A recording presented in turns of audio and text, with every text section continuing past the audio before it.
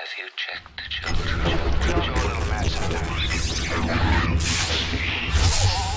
Hi, I'm Chucky. Wanna play? Sometimes that is better. You're gonna need a bigger boat.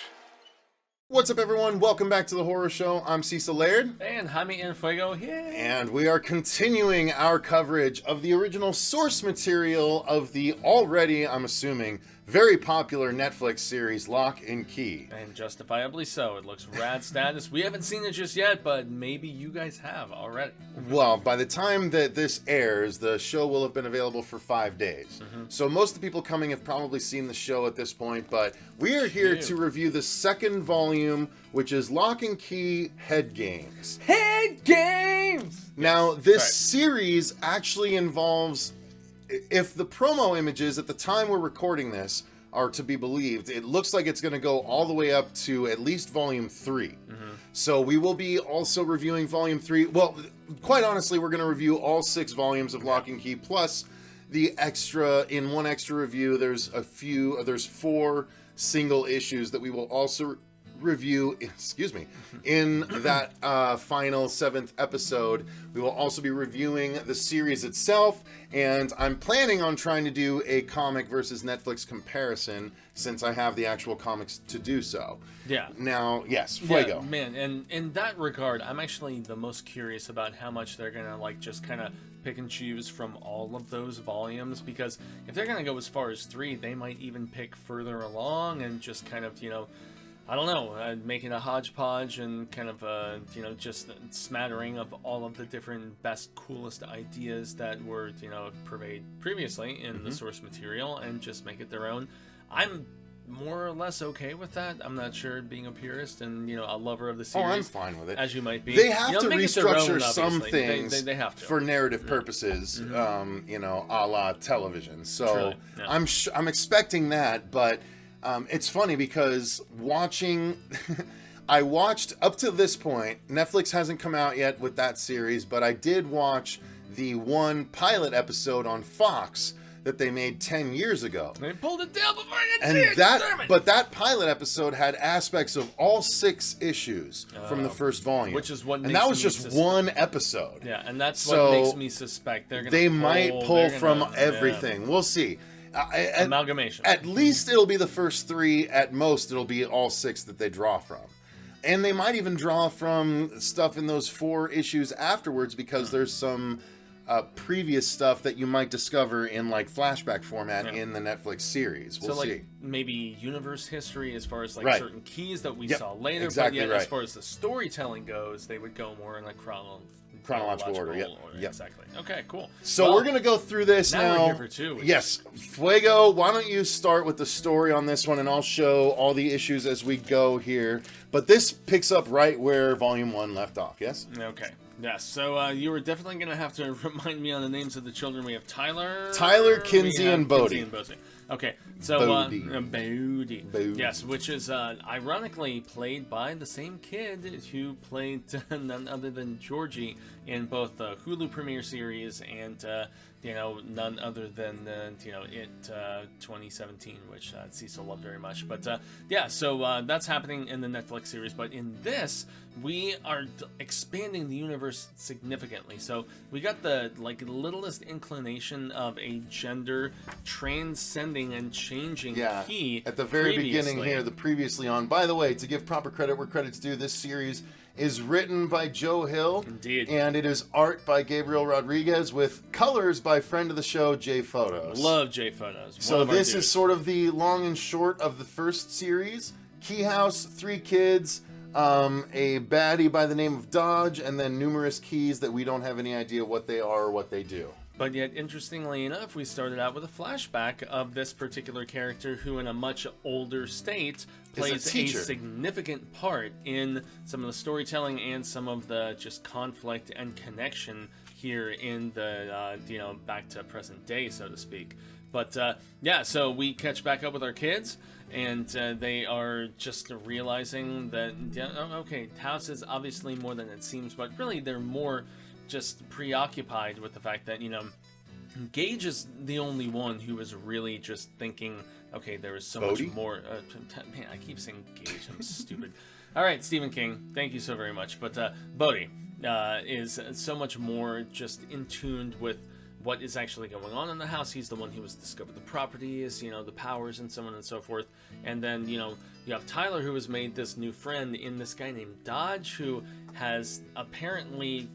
I'm really wondering how much we should spoil. Well, we can say that regard. it's So once he is again we somebody see from this his father's picture. past. Yeah, so this picture is the past of the father Rendell Locke in the middle there, and we see this character here, Dodge, in the toga, and Dodge is now interacting with the children of Tyler Locke, but he looks exactly the same. And he was, in fact, a woman in the majority of the first series until she used the gender key. So there's something going on with this guy. And in the very first issue... And obviously something significant because of the fact that he was the one stuck at the bottom of this well, calling out to Bodhi for help. And, yeah. But what we see is, nowadays, this teacher, this whole first issue is all about this teacher who was around back then, and... he actually recognizes Dodge and calls him Luke right here, and Luke turns his head and then ignores him. But it unfortunately ends up being a bad scenario for the teacher as a result. Yeah. But we also get this brief glimpse into the past and see what was the deal with the Locke's parents and their group of kids. You see there's tons of things in action here, and Rendell is holding a key.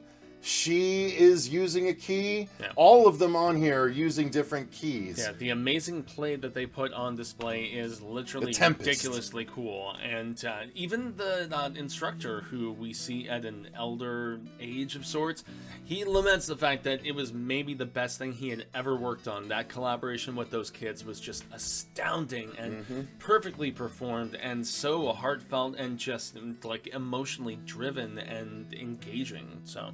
And then we see that Dodge is actually staying with Ellen here. His former flame. Who is his former flame from all those years ago, and she can't do anything but, you know, sort of abide his will. And she has a special needs son. Too. She has a special needs son here by the name of Rufus, who talks through his soldier dolls. Yeah, his little toys are how he's actually surprisingly incredibly intelligent. He's incredibly intelligent, but Dodge sees him as just a slow kid.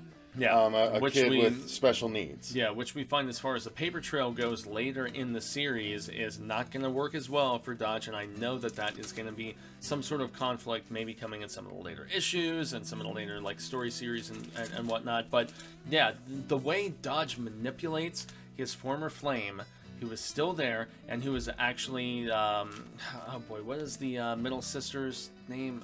Kinsey. Kinsey, sorry. Yeah, man, so many names, so many different series to keep track of. But yeah, so his former flame is the track coach at the school, and former flame of obviously this Dodge guy who was resurrected himself, gender change and all these different crazy things. But even beyond that, she is the coach of none other than our recently returned member of the Locke family, and she has no choice but to really help Dodge because she's scared by him.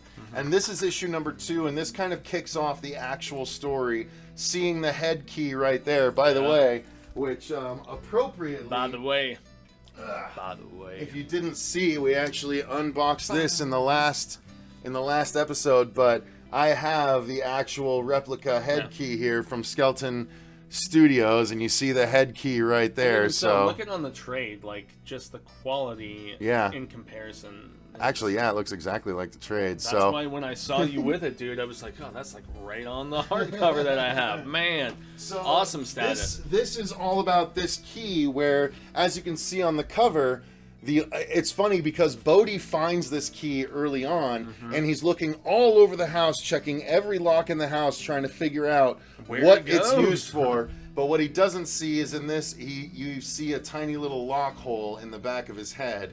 And so what it turns out is he figures out you can actually insert hold the up, key. Cecil, just for a sec, let me get that in there. Oh! Yeah. And oh my so, God, there's So much More in there. than I was realizing. Oh yeah, it's a crowded space, and it's not all good. Let me tell you. Same. But yeah, so Bodhi actually shows Tyler and Kinsey at what point what happens when he he opens up his head with the head key, and they're like they get freaked out, but yeah, both of his siblings are just like, oh my god, what is going on? They are supremely freaked out. Meanwhile, Tyler is starting to foster a relationship, a friendship rather. Yeah, with Dodge. With Dodge. Yeah, they go, they surf despite the weather and all this other stuff, and so yeah, they're becoming homies, which is very deliberate on Dodge's part, obviously, and Issue just number like 3. just like straddling the line and trying to maintain an observation with one camp and then just a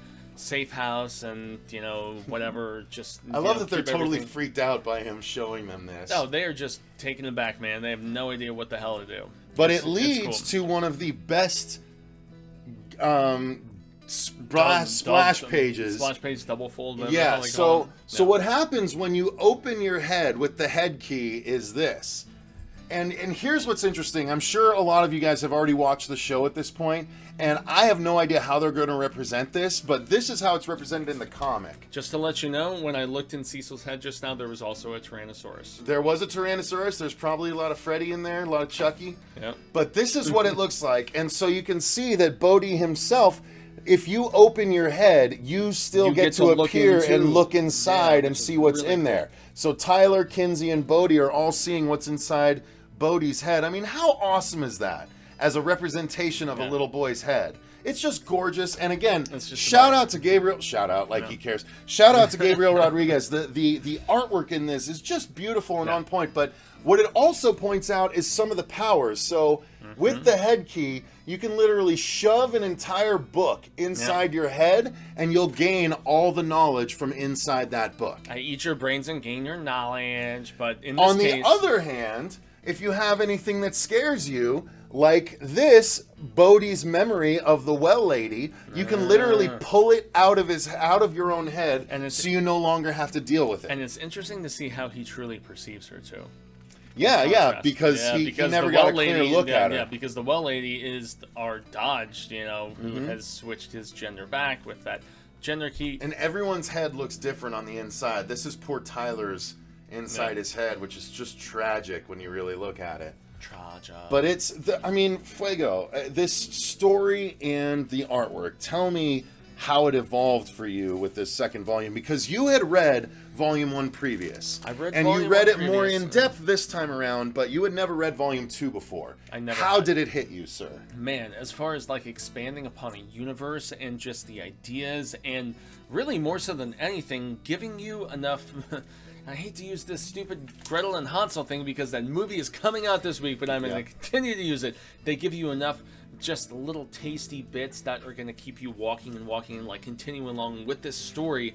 Man, I almost binged the rest of this afterwards, and this man, he was just like, I sent a "Dude, message. I'm like, hey, Yeah. because Don't read when we reviewed the first volume, It's all gonna splatter Fuego together. said something that was from the second volume, and I was like, no, Yeah, that I hasn't didn't happened mention. yet. Yeah. And so when we split up afterwards, we were both ready to read all the way through volume Just 6. crush it. But I was like, you know what? Let's maybe not do that because we don't want them all meshing together and not being Yeah. able to deliver valuable reviews. And he's like, yeah, I kind of thought the same thing. So I've actually read through 3 at this point. He hasn't read 3 yet, No, I so haven't. it'll be fresher for him. But we're going to try and do that. Just read 1 volume per week as we record them, because we're going to present 1 per week for you guys. And But you so, raise yeah. good points, though, man, because of the fact that there is that just obvious, unavoidable aspect of everything melding together and you having a singular story as opposed to like specific arcs that have their own identity and beats and all that cool shizzle, which really this book definitely did in learning all of the stuff about the prior teacher, in learning additional things about the brother, and the fact that he's gay, and the fact that I he think- has like yeah. lots of like people in his town giving him crap about that, and there's those 2 women Yeah, who there's are this- like this- ready this to scene right here. It yeah, doesn't ready end to well. attack the town, Big man, brawl. or his home, Yeah. and yeah, it's really rough and super shitty because it's like, man, what year are And we there's in? this location Obviously. we constantly see. This location by the mountains. Indeed, yes, and which we saw in the trailer 4, and that's actually in a flashback sequence where we learn about the deceased Locke father, The Locke and father his and his brother. friends, yep. Yeah, and well, really, his friend being Dodge, his friend being the woman who is the track coach, who is basically holding Dodge in a safe house aspect. There is so much interconnectivity. It's almost like discovering. I'm trying to think of the proper analogy where you take a step back and you realize the intricacies and the fact that this puzzle is so much bigger than you would initially anticipate. And he laid so much groundwork. Yes. By the and way, that's there where- was a, and we haven't read the rest, but there's a line where if you didn't notice, God, I hope it's in this one and not in Volume 3. If it's in Volume 3, boy. forgive me. But the Black Detective, doesn't he get brought in this volume? No? No, Okay. I don't think so. All right, so I'll talk about it in the next one then. Damn it. See, I'm See, doing you it. see, we're one for This one is now. why we okay, fair play. So this is why we can't read ahead. But there's something that the Black Detective says that Yeah, I'm I'm like, wondering. oh, that's foreshadowing. And so that might come into play later on. Well, the cool thing that I wanted to mention here, and I don't know if this is going to be in any of your Well, that's in individual... it's in my last issue, so I'm almost there. Oh, okay, it's the stuff. About the keys No, and the go origin, ahead. That whatever. might, I think it is, but go ahead. Okay, so this is one thing that in the supplemental material of the hardcover here that I thought was really, really rad. So we have our Anywhere key, we have our Head key, we have our Gender key, we have our Echo key, we have our Ghost key. But I guess this is stuff that was in various different issues, and it gave some background, some context, all about the known keys, which Benjamin Pierce Locke. That actually, I have 57, man. I have that issue. It's from the Guide to the Known Keys, which is in the 4 Okay. issues after the 6 volumes. Yeah, and so these are excerpts from his diary, and the fact that they say he was 1757 to 1799, this man did not live a lengthy amount of time, and it makes me Right. wonder if some of this power that he had harnessed had something to do with that, and that's kind of crazy to think about, and I want answers, damn it.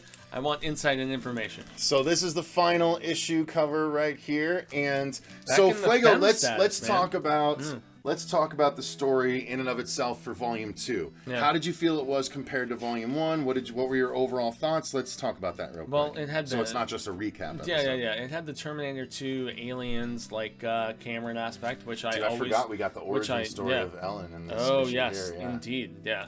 I always prefer the double down, when you come to a sequel and when you want to not only make the world bigger, expand the universe, all that different stuff, but also give characters we've only had a taste of further development. And the Dodge character and all of his connections with both the prior instructor, who he goes after, with the fact that the Locke father's younger brother recognizes him but just can't pinpoint initially, and all that different stuff. I mean, the interconnectivity, this is like a spider's web of storytelling, which is what really you have to give so much credit to Joe Hill for, the fact that he is plotting and planning far ahead of what I've even written, and that's the vibe that I'm getting, is that, man, there is massive revelation that is lingering in the distance, and I cannot wait to see it, which is why I wanted to binge it so bad. But you can hold a specific story arc in so much sanctitude, more so if you give it its own time, as opposed to just cruising through everything. And that's where I am so with it. I'm fascinated with the daughter wanting to scoop out her negative emotions. She took out her anger, and she took out her fear and her sadness. Yeah, and so that's made a huge difference, and it dramatically affects how she acts as a person. Yeah. She's more fearless than she would have, and thus more dangerous, and it gets her and her friends into trouble in quite a really good scene, quite frankly. Dude, it's one of the biggest and most important beats in the entire, this particular story arc for me, this series, this mini series, because they all, correlate. You mean her new ragtag group of friends and stuff, yeah? Truly, and also a little love interest thing that she has going down too, which is that's not Dodge, thank goodness. Well, that's not to an extent, yeah. Well, in this one it's Dodge. That's yeah. Oh, that's true. Yeah. Okay. Am I doing it again? More Damn than it! 3, you see? We That's are why both guilty. All right. So what's interesting, and what I want to touch on regarding the art is Gabriel Rodriguez.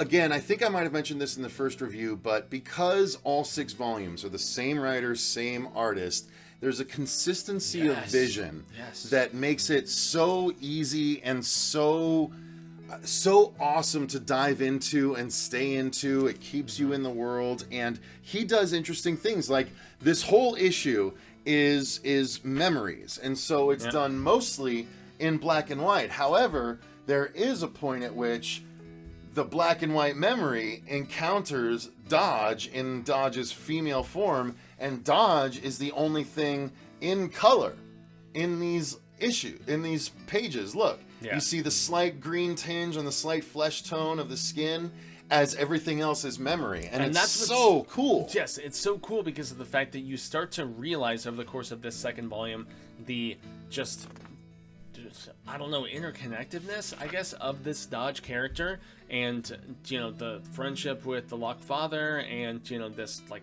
school like run coach woman, whatever. But also beyond that, we don't know the full extent of what transpired, and they hint at something terrible.